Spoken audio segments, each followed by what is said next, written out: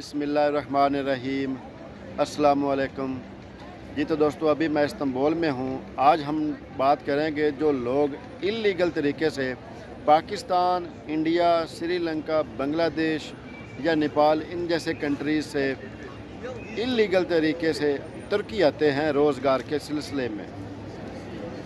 दोस्तों, ज़िंदगी एक बार ही मिलती है और इसको जीने का हक़ सभी को है। हर उस बंदे को है जो इस दुनिया में आया है, और हर बंदे को चाहिए, पेरेंट्स को चाहिए कि वो सोचें कि जो इल्लीगल वे से वो तुर्की आ रहे हैं तो उनके साथ रास्ते में क्या होगा और उनके बाद फाइनल डेस्टिनेशन में पहुंचने के बाद क्या होगा।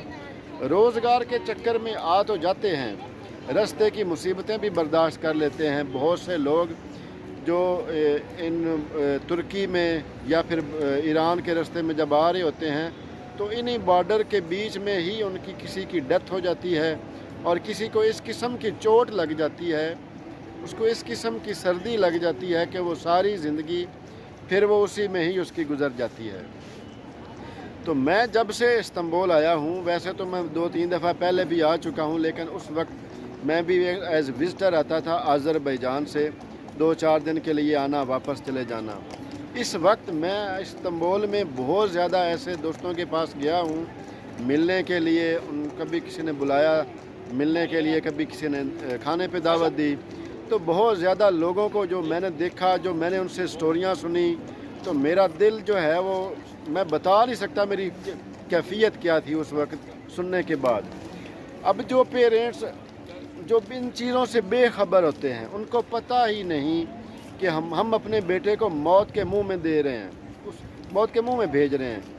आप कोई भी किसी भी कंट्री का बॉर्डर क्रॉस करते हैं इल्लीगल वे से, तो उनको वो शूट कर सकते हैं, वो उनके साथ कोई ऐसा हादसा पेश आ सकता है कि उनकी ऑन द स्पॉट डेथ हो सकती है।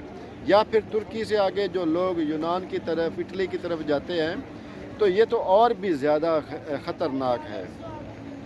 तो जो मैंने इनकी हालत देखी है, जो इल्लीगल तरीके से तुर्की में आए हैं, मैं उनके नेगेटिव पहलू पे डिस्कस करूंगा। पॉजिटिव पहलू तो इसका मेरे ख्याल से 1% भी नहीं है।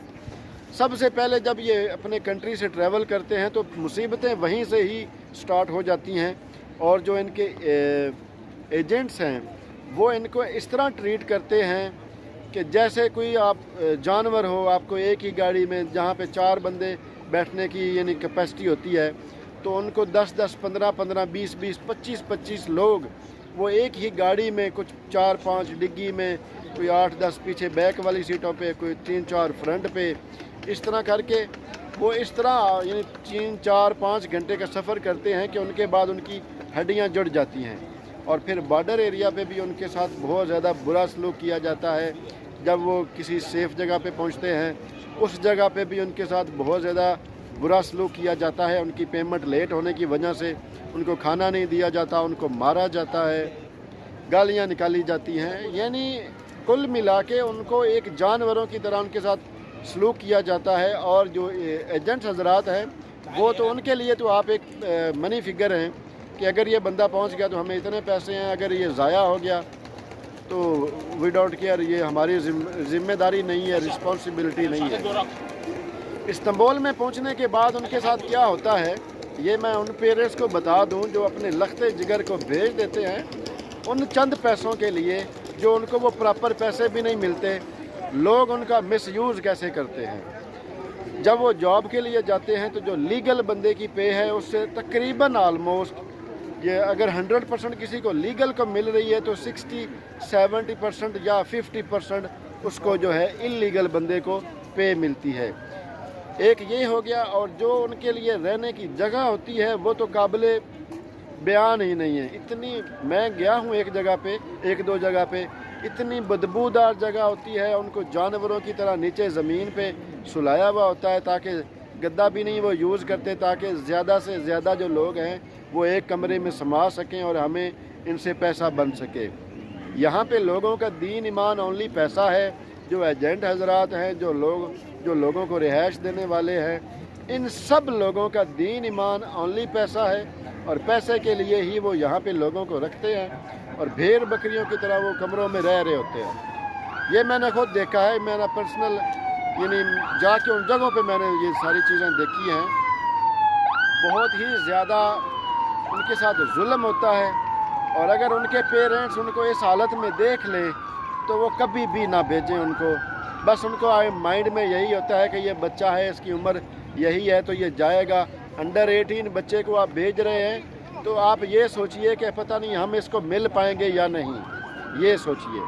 اور جب یہاں سے ترکی سے آگے وہ اٹلی کی طرف، یونان کی طرف جاتے ہیں، سمندر کا راستہ یوز کرتے ہیں، تو آپ سوچئے جو بڑے شپ ہوتے ہیں وہ تو آپ بھول جائیے کہ ان میں جن کی کیپیسٹی اگر 50 لوگوں کی ہے تو وہ 350 لوگ بیٹھے ہوئے ہوں گے، اور اس کا کسی بھی وقت خطرہ ہوتا ہے کہ یہ ضائع ہو جائے گی، اور جیسے ہی وہ ضائع ہوگی بندے سارے فنش، سبھی کی ڈیتھ ہوگی۔ تو میں یہ پیرنٹس کو، جو نئے آنے والے لوگ ہیں جو مائنڈ بناتے ہیں کہ ہم ڈنکی لگا کے انلیگل وے سے ترکی چلے جائیں، ان کو یہ بتانا چاہتا ہوں کہ یہ ایک موت کا کھیل ہے، اور یہاں پر پہنچنے کے بعد آپ کو پراپر تنخواہیں نہیں ملیں گی، آپ کو کھانا پینا وہ اس طرح کا نہیں ملے گا، جس رہائش پہ آپ رہ رہے ہوگے وہاں پہ میرا خیال سے اگر جانوروں کو باندھیں گے تو زیادہ بہتر ہوگا، کیونکہ وہ وہی جگہ ان کے لیے بنی ہوئی ہے، انسانوں کے لیے نہیں۔ ایک کمرے میں 10 15 لوگ لائن وائز سوئے ہوئے ہیں، اگر اس نے سائیڈ لینی ہے تو اس کو پرابلم ہے، بہت بدبودار جگہ ہوتی ہے، اور میں بیان نہیں کر سکتا کہ 10 منٹ بیٹھنا ایک نارمل بندے کے لیے پاسبل نہیں ہے۔ تو جو لوگ انلیگل وے سے ترکی آنا چاہتے ہیں، جو پیرنٹس بھیجتے ہیں اپنے بچوں کو، ان کو یہ سوچنا چاہیے کہ ہم اپنے بچے کو موت کے منہ میں بھیج رہے ہیں۔ یہ کسی بھی طرح سے یہ اچھی بات نہیں ہے، اس کو اوائڈ کریں۔ لیگل طریقے سے روزگار کے سلسلے میں جائیں، لیکن لیگل طریقے سے ویزا لیں، اپنا آنے کے بعد یہاں کی TRC لیں، جاب کریں، یہ ایک لیگل وے ہے۔ انلیگل وے سے کبھی مت آئیں، زندگی کا خطرہ ہے۔